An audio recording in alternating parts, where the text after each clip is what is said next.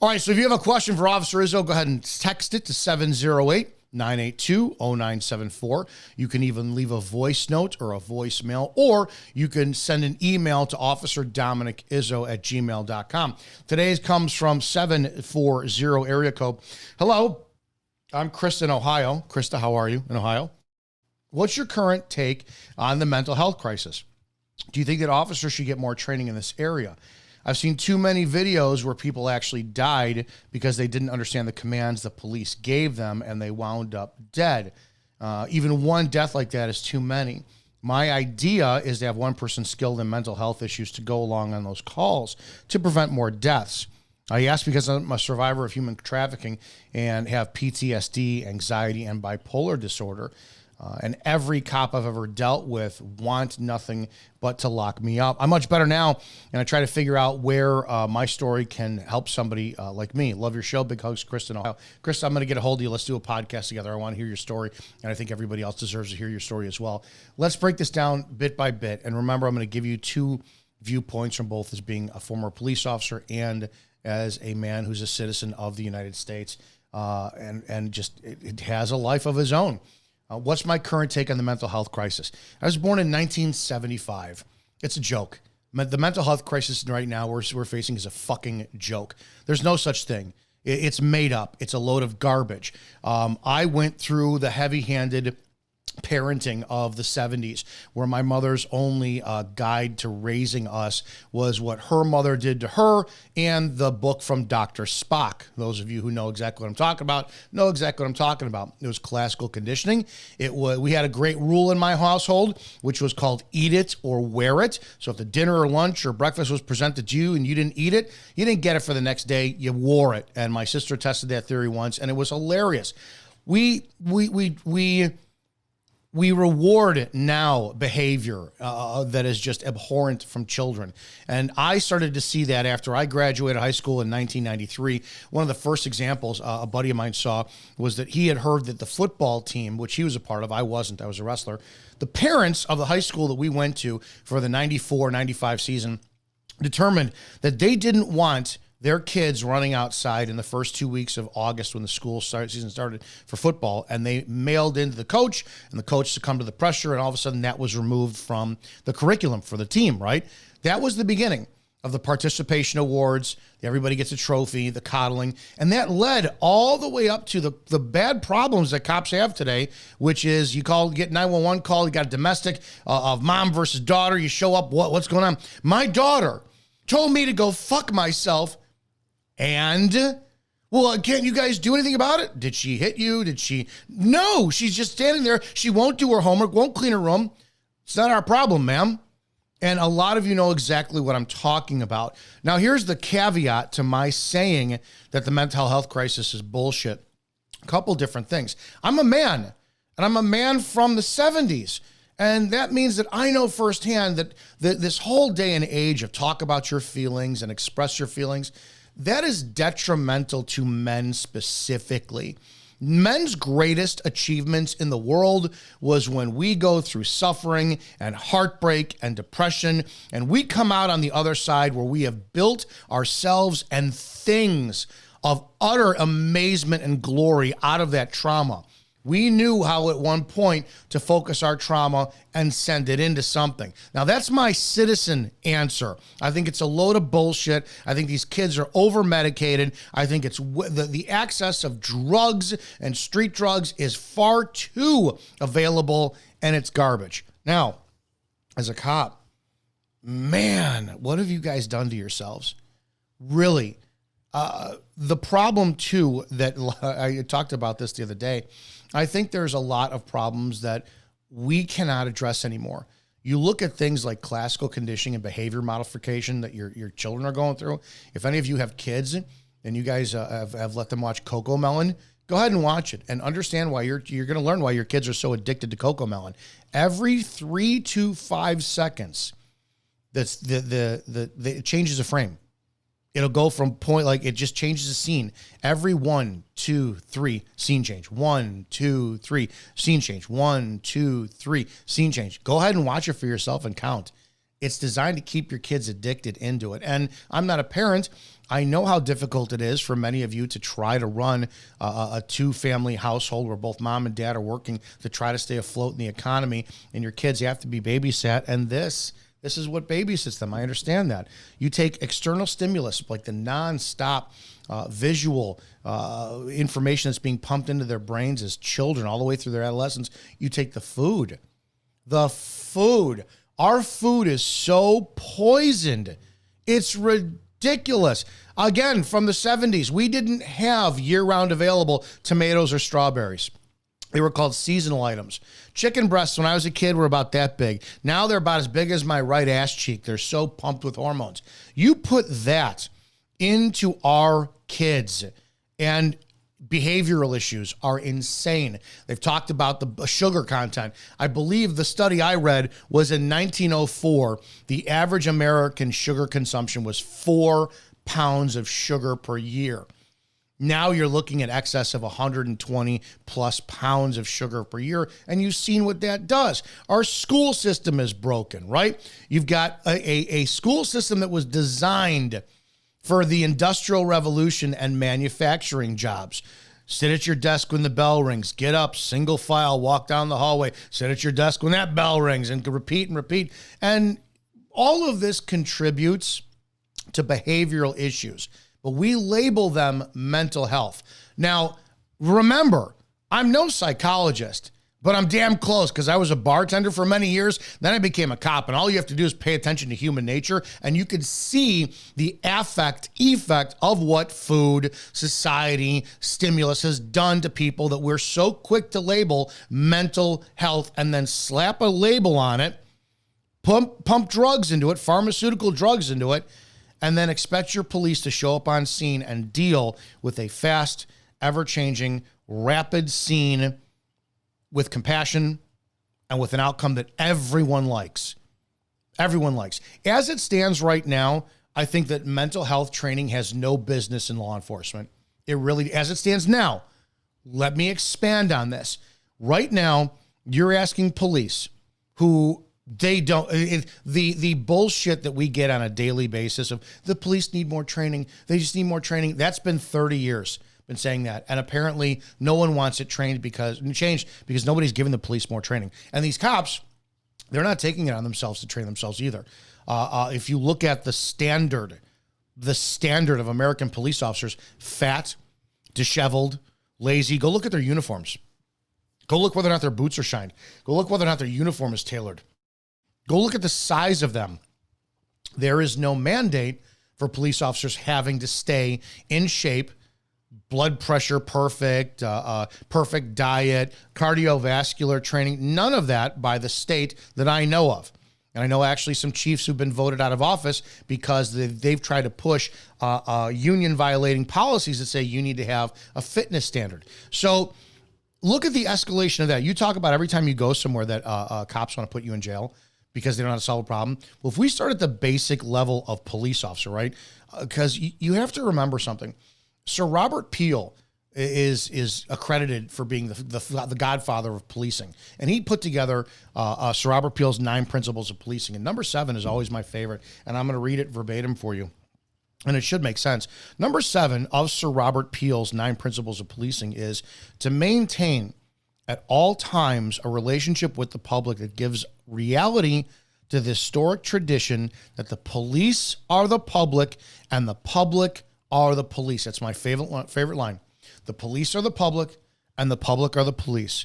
The police being the only members of the public who are paid to give full-time attention to the duties which are incumbent upon every citizen in the interests of the community, welfare, and existence. What that meant is every single human being out there should give a shit about the growth, the nurturing, the discipline of the community, but the police are the only ones who are paid to do it. And citizens, you guys have all held your hands up, me too, and just said, whatever.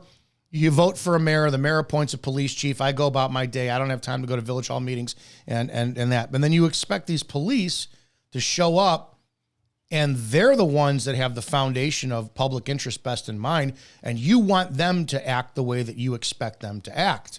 It's not fair. It's not right. But this is the as it is right now.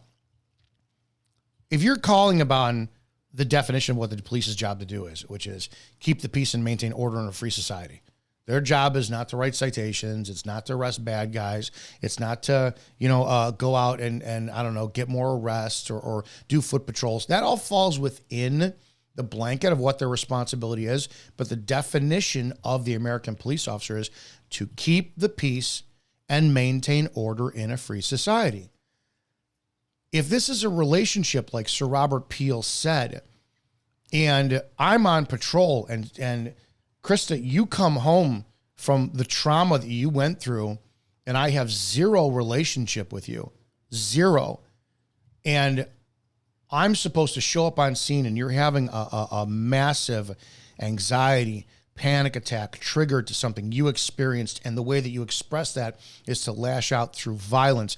And it's Thanksgiving, and you take the big carving knife, and you threaten your family.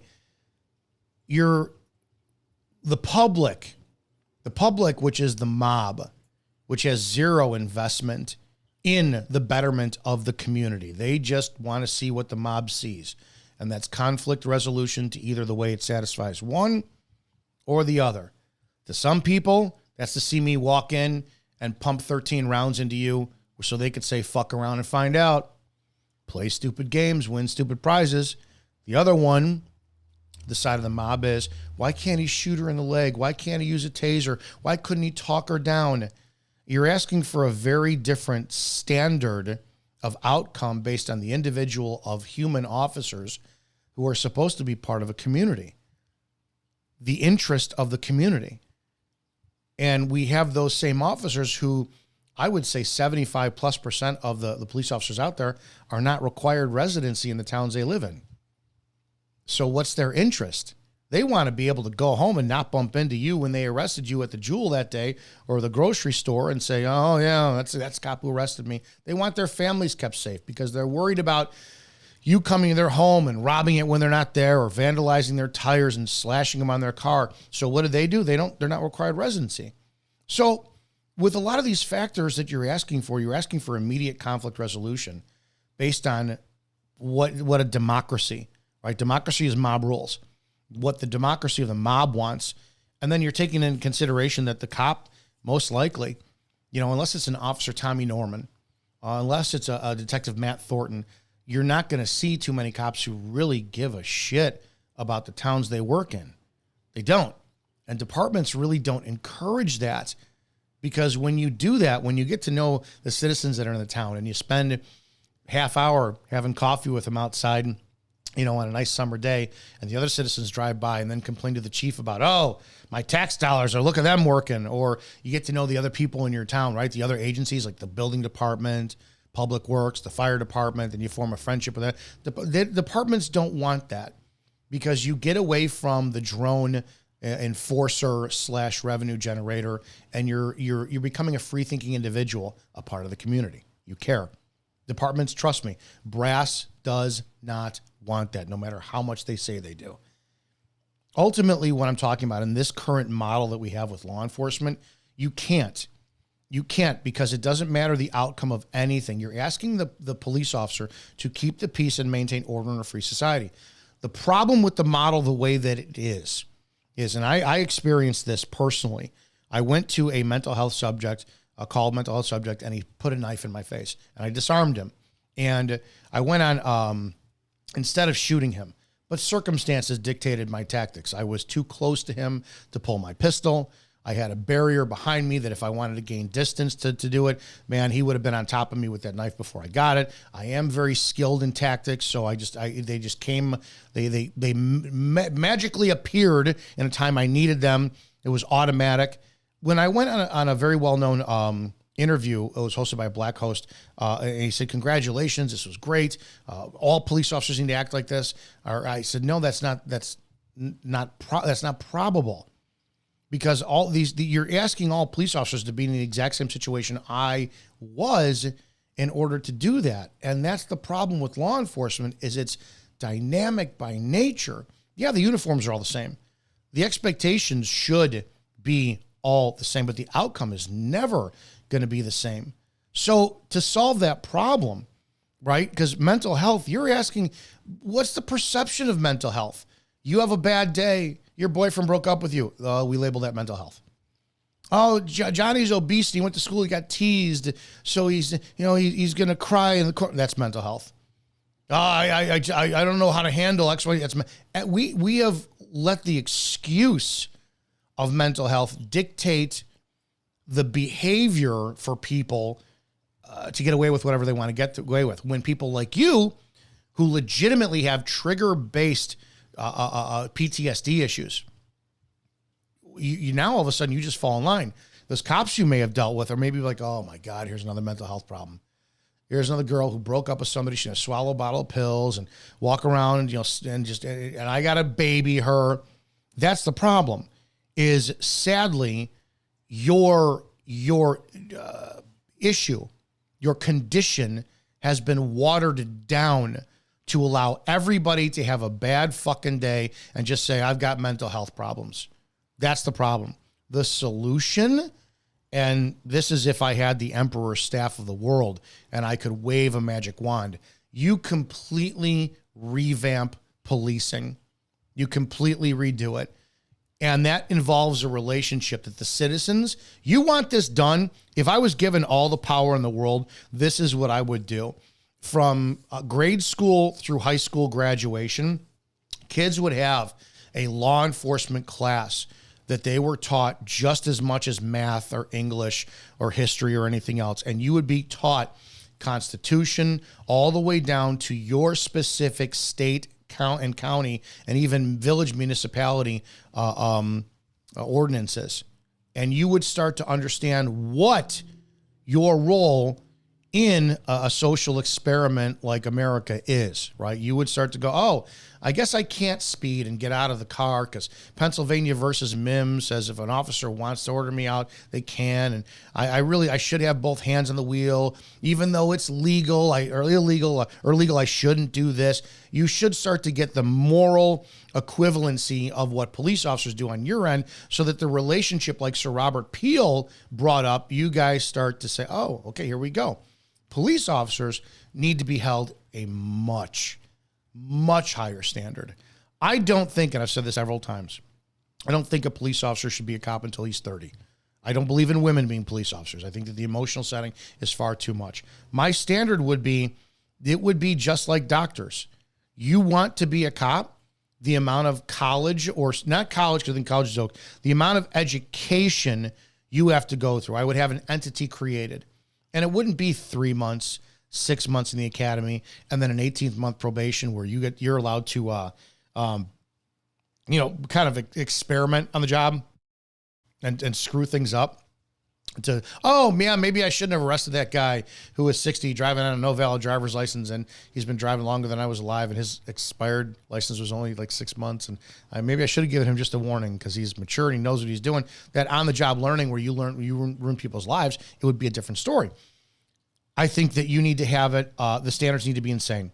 I think fitness from start to finish, period, because as we know, the less shape a cop is in, the more force will be used, and that cop will be able to hide under the blanket of, well, he escalated it. No, you fat, miserable, lazy, fucking retired on duty pig.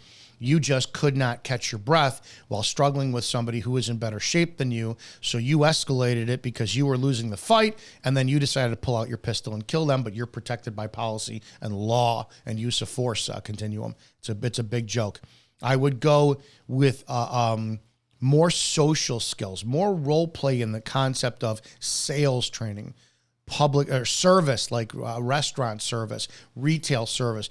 I would start to recruit people who are actively like this, who understood that my job and my income is based on my performance, about how satisfied a customer is gone. And I would start to do all these things that required maybe a good 5 years minimum. 5 years minimum of training and exposure to this. I would have cops hear story upon story upon story. I would have them work in the jail unarmed, like all correctional officers do, outnumbered 20 to 1, 100 to 1, and see that your mouth skills, they come to play more than ever. Your compassion has to be elevated. But here's the caveat that maybe the public's going, yeah, we need to make the cops more socially. No, but you need to understand as the public, there are repercussions that the police officers must enforce if you do not play your part in this relationship, which is force, use of force. You can die if the police have exhausted all possible resources that require that they were required to run through, if you will, in order to put you in cuffs so that they could send you off to the next thing. Because right now, look at the system. The system's so damn broken. You show up on scene. I don't know how many of you guys know this. You expect your police to solve everything, and they can't. You know that most states, I'll speak for Illinois only. How's that? Just one state that I know. If the other states say this too, I could never charge you with a felony. I couldn't.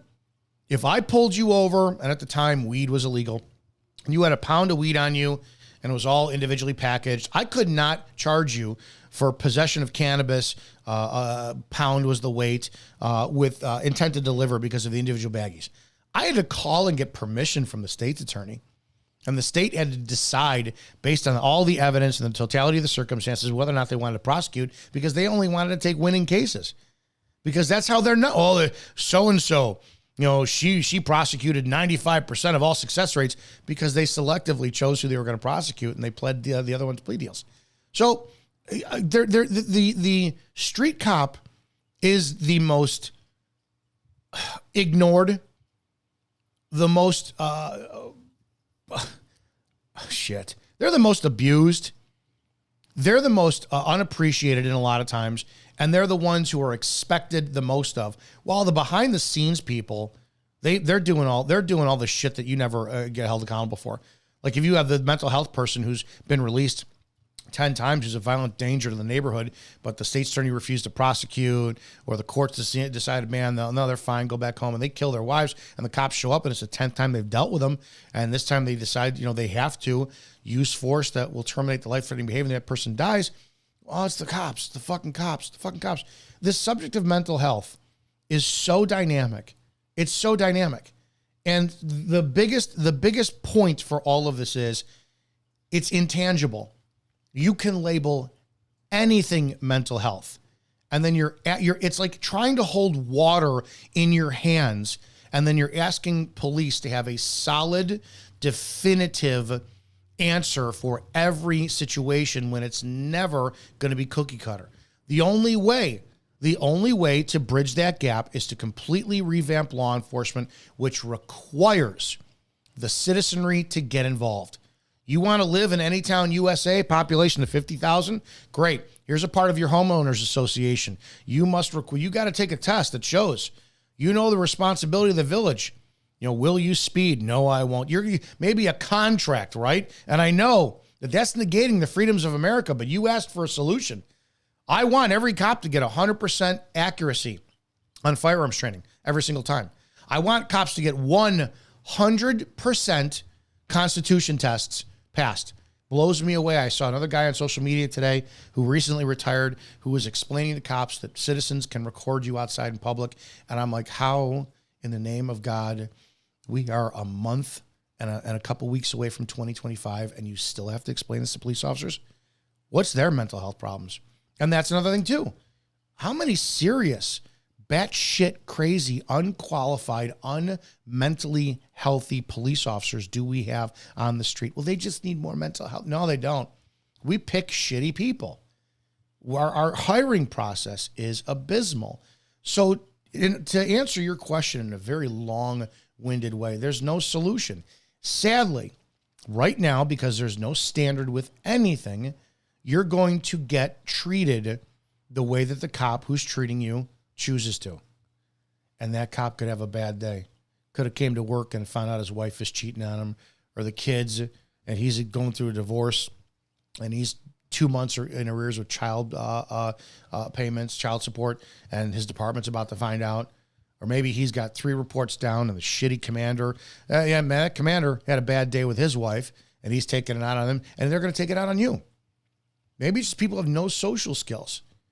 There is such a big need for community relationship with the police and the public. And number 7, with Sir Robert Peel's 9 Principles of Policing, is one of the easiest ways to solve all of the problems in law enforcement.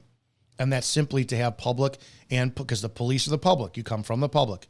You tested, you got hired, you wear a badge. That was somebody else's number before you. It's going to be somebody else's number after you. And then you go back into the public. The police are the public, and the public are the police. And sadly, the public resents the police because they feel that they have no say. And that's because you guys gave it up to your politicians and your mayors, and you never got involved. But that was life. So this is a massive synergistic problem. The biggest conclusion for this is mental health is too far blanketed to excuse bad behavior, and it's fueled by too many toxins and poisons we put in our body. Alcohol, drugs, poisonous food, even the repetitive stimulus of Cocomelon or video games or rap music or whatever type of predictive programming that will continue in a certain frequency and vibration to change your behavior. And if you think I'm full of shit, think about it. Go drive around in your car and fucking listen to, Beethoven or Vivaldi, or then go put on fucking Ice Cube, Cop Killer, and see how you feel. See how the state changes.